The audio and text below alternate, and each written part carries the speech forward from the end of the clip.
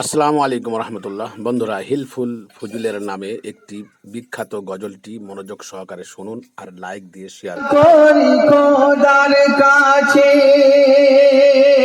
কবুল করে নিও,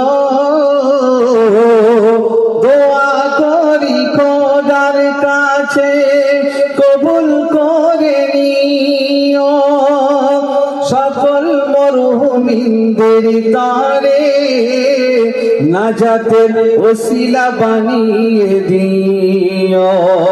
অতি ভাগ ভালো মোদের উদযাপিত অনুষ্ঠান হিলফুল ফজুলের পক্ষ হতে মুসাবাকাতুল কুরআন, হিলফুল ফজুলের পক্ষ হতে মুসাবাকাতুল কুরআন।